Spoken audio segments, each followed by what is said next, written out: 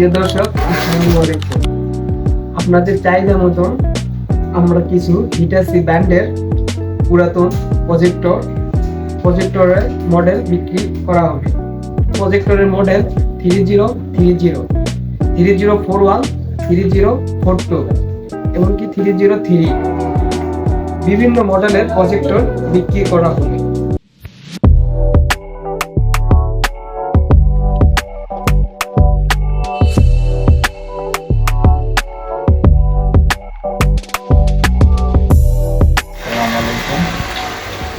আমাদের এখানে সমস্ত ধরনের প্রজেক্টের ভাড়া দেওয়া হয়।